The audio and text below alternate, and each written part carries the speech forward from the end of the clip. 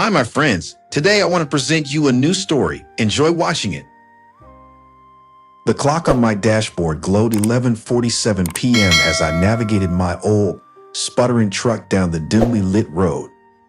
Another late shift at the pizza shop had left me drained, and all I wanted was to collapse onto my threadbare couch and zone out to my favorite crime show. The city was eerily quiet at this hour, the kind of silence that amplifies every small sound.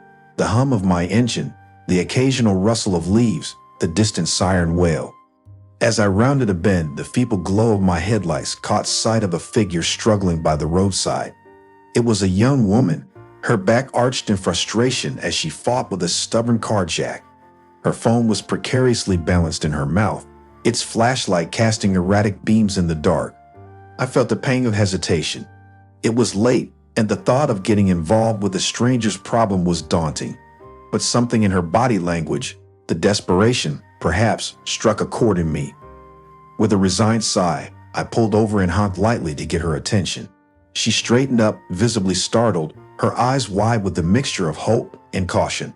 I stepped out, raising my hands in a gesture of peace. "Hey there," I called out, trying to keep my voice steady and reassuring. "Need some help?" She took a step back, her wariness evident. "Yes, please," she replied, her voice trembling slightly. "I can't seem to get this tire off." I approached slowly, giving her space. "I'm you, I said, extending a hand. "Mind if I take a look?" She hesitated for a moment before nodding. "I'm Maya," she said, her grip firm but cold. "Thank you for stopping. It's been a really long night." "Happy to help," I assured her. I knelt by the flat tire, assessing the situation. "Where are you coming from?" I asked, hoping to distract her from the cold and the late hour. "I hang out with friends," she answered, rubbing her arms for warmth. I didn't expect the night to end like this. I set to work, my hands moving with a practiced ease. Years of fixing up my old truck had given me a knack for these things. "Hangouts with friends can be unpredictable," I said, trying to keep the conversation light. "Did you have fun, at least?" She managed a small smile. "Yeah, it was a good time. Just bad luck with the tire, I guess." We lapsed into a comfortable silence as I worked. The night was still, the only sounds our breathing and the occasional clink of metal. I could feel her eyes on me, a mixture of curiosity and gratitude. "So," she said after a while, "do you always stop to help strangers in the middle of the night?" I chuckled softly. "Not always. But I've been in your shoes before, stranded and needing help. Just paying it forward, I guess." Maya seemed to relax a bit more, her shoulders dropping. "That's really kind of you," she said. "Most people would just drive by."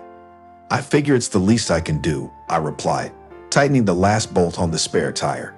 "Besides, it's not every day you get to meet new people this way." She laughed, a light sound that seemed to warm the chilly night. That's one way to look at it. As I stood up, wiping my hands on my jeans, I took a moment to really look at her. She couldn't have been more than 25, with dark hair that framed her face in soft waves and eyes that seemed to hold the depth of unspoken stories. "All done," I announced, stepping back to admire my handiwork.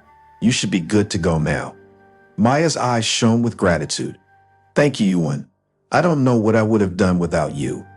"Don't mention it," I said, giving her a reassuring smile. "Just make sure to get that tire properly fixed as soon as you can. Spares aren't meant to last long." "I will," she promised.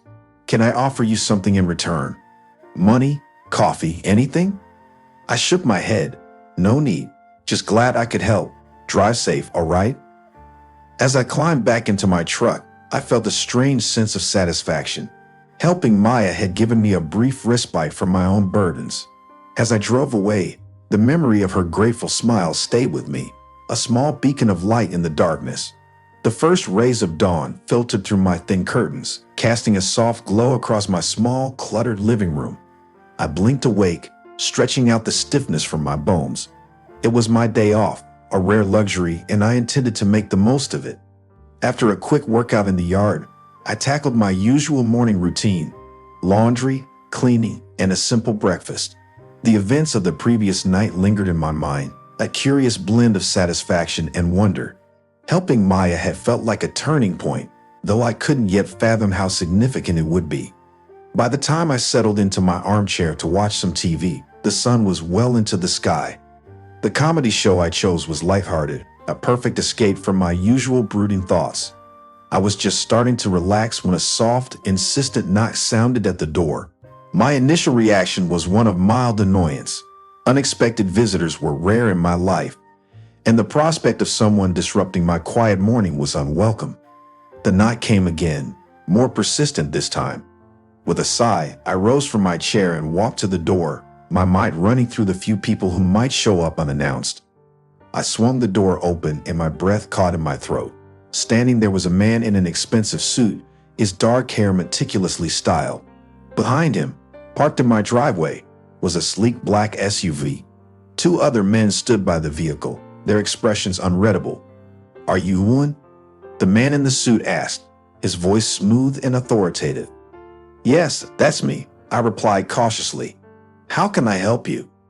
The man smiled, a gesture that seemed both friendly and professional.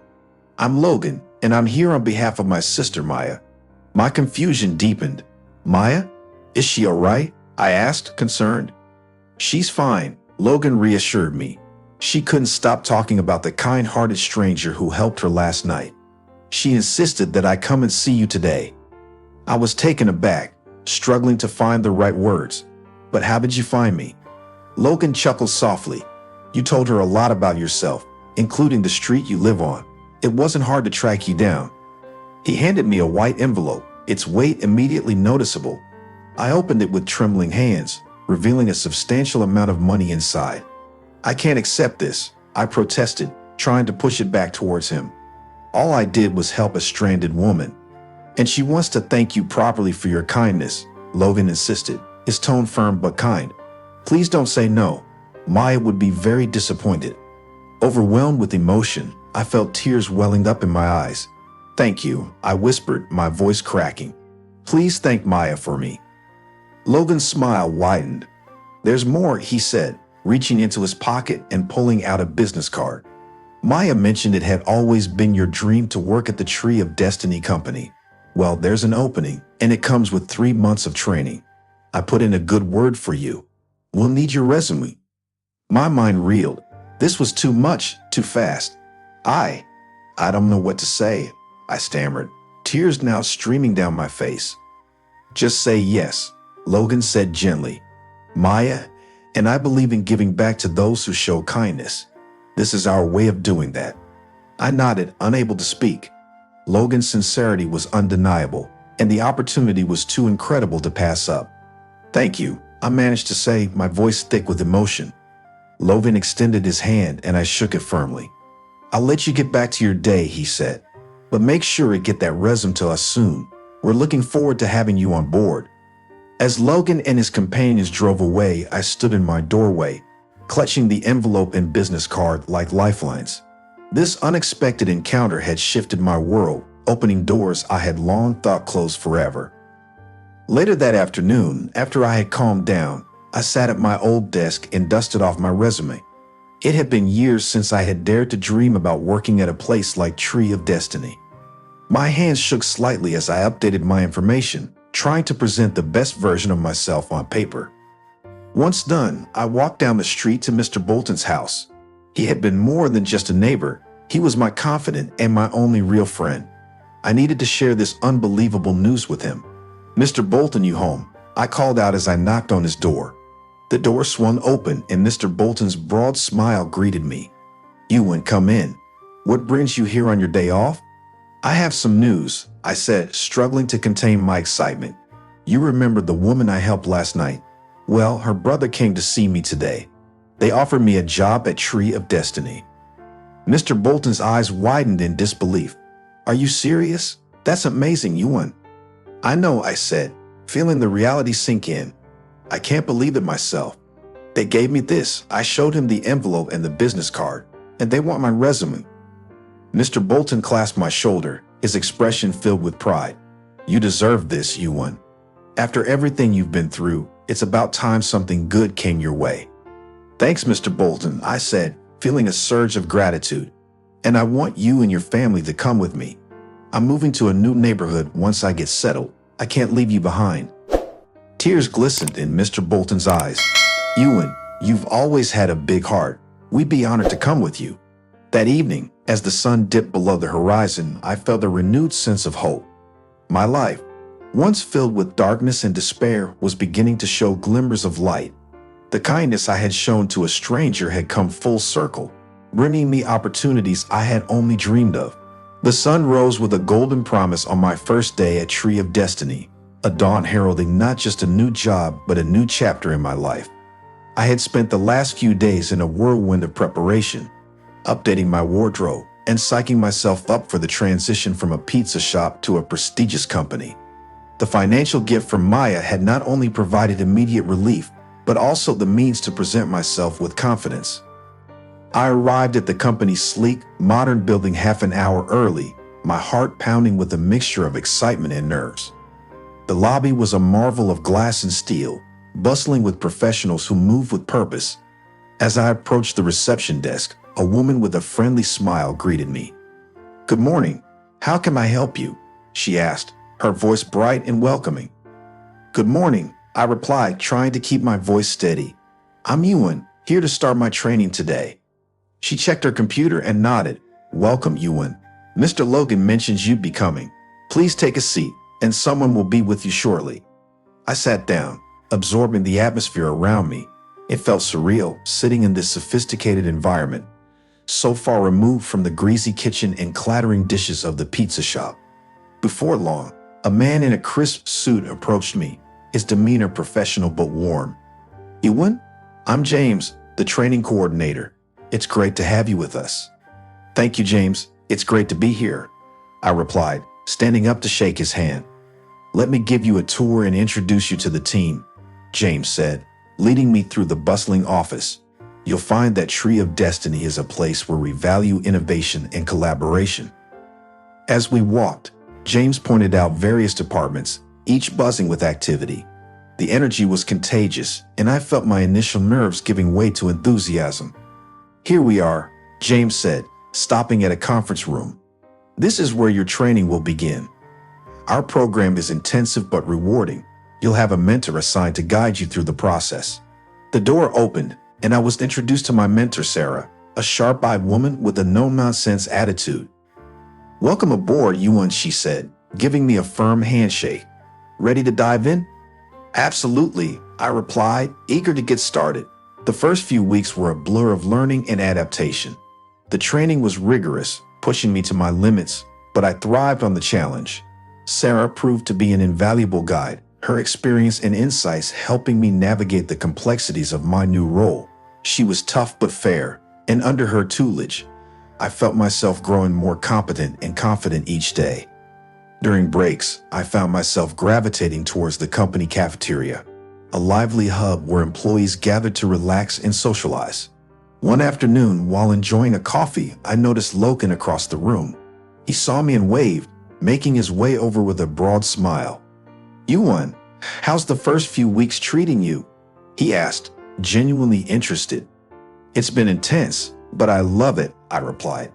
"Thank you again for this opportunity. It means the world to me." Logan nodded, his expression thoughtful. "You earned it, Ewan. Your kindness to my sister showed the kind of character we value here. How are you settling in otherwise?" "Actually," I said, feeling a surge of excitement, "I've found a new place to live, a much nicer neighborhood, and I've asked my neighbor, Mr. Bolton, and his family to move with me. They've been like family to me." Logan's smile widened. "That's fantastic, Ewan. I'm glad to see things falling into place for you. If you need any help with the move, don't hesitate to ask." "Thank you, Logan. Your support has made all the difference." Moving day came quickly. Mr. Bolton and his family were as excited as I was about the new house. We packed up our lives and headed to the suburban neighborhood where our new home awaited. It was a modest but charming house, with a yard and enough space for us to breathe and grow. As we settled in, I felt a profound sense of gratitude. Mr. Bolton's children, Jane and Tim, ran through the house with glee, their laughter echoing through the halls. Mr. Bolton and I shared a look, a silent acknowledgement of how far we had come. "Cheers to new beginnings," I said, raising a glass of lemonade in the kitchen. Mr. Bolton clinked his glass with mine. To new beginnings, indeed. I can't thank you enough, Ewan. This is a fresh start for all of us. Our first evening in the new house was spent unpacking and sharing stories. As the kids finally went to bed, exhausted from the excitement, Mr. Bolton and I sat on the porch, watching the stars. You know, he said thoughtfully, sometimes it takes just one act of kindness to change everything. You've proven that. I nodded, the weight of his words sinking in. It's amazing how life can turn around. I'm just glad to have you all with me. The next day, as I walked into the Tree of Destiny, I felt a renewed sense of purpose. My journey was far from over, but I was no longer alone. With the support of my new friends and the stability of my job, I felt ready to face whatever the future held. As weeks turned into months, my skills at Tree of Destiny continued to grow.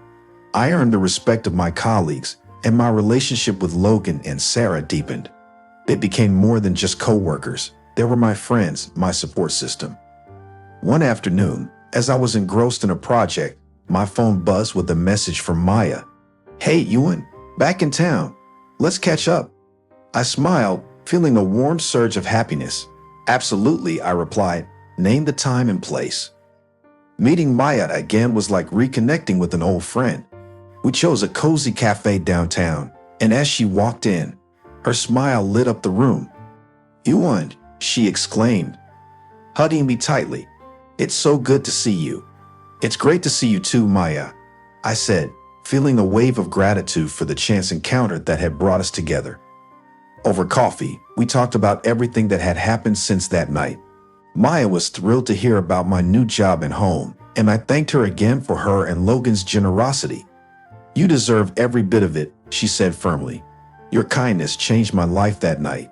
It's only right that it changes yours too. As we sat there, laughing and sharing stories, I realized that my journey had come full circle. What had begun as a simple act of kindness had blossomed into a new beginning, filled with hope, friendship, and endless possibilities. Looking into Maya's eyes, I knew that the future was bright. My life had transformed in ways I could never have imagined, and I was ready to embrace whatever came next. For the first time in a long while, I felt truly alive, filled with a sense of purpose and belonging. Here's to new beginnings, I said, raising my coffee cup. Maya clinked her cup against mine, her eyes shining with happiness. To new beginnings, Ewan, and to all the incredible adventures ahead. Months turned into a year, and my life continued to evolve in ways I had never imagined. The opportunities given to me by Maya and Logan were only the beginning. With the steady job at Tree of Destiny, I was able to establish a stable life for myself and those I cared about. The company quickly became more than just a place of employment. It was a community, a family. Sarah, my mentor, became a close friend and confidant. Her guidance and support were invaluable, and soon I found myself in a managerial position, leading a team with the same passion and dedication that had been shown to me. Maya and Logan remained a significant part of my life. Their generosity and kindness were unwavering. We often met for dinners and outings, and I felt a deep sense of belonging with them. They treated me like family, and in return, I offered them my unwavering loyalty and gratitude. One sunny afternoon, as I was sitting in my office, I received an email from Logan. Ewan, join us for a special event tonight at the community center. You won't want to miss it. Curious and excited, I finished my work and headed over to the community center. The place was buzzing with activity, and it didn't take long for me to spot Maya and Logan.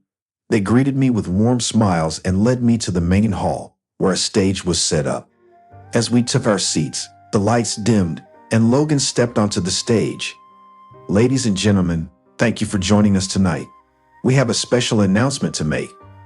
He gestured for me to join him on stage, and I felt a mixture of excitement and nerves as I walked up. Ewan, a year ago, you changed our lives with a simple act of kindness. Tonight, we want to celebrate not just that act, but the incredible journey you've been on since then. Maya handed me a plaque, engraved with words of gratitude and recognition. Ewan, you've inspired us all with your resilience, dedication, and heart. You've shown us that kindness can indeed change the world. Overwhelmed with emotion, I accepted the plaque and hugged Maya and Logan. Thank you, I said, my voice trembling. Thank you for believing in me and giving me a chance. I wouldn't be here without you." The crowd erupted into applause, and I felt tears of joy streaming down my face. In that moment, I realized that my journey had come full circle. The simple act of kindness on that fateful night had set off a chain reaction, transforming not just my life, but the lives of those around me.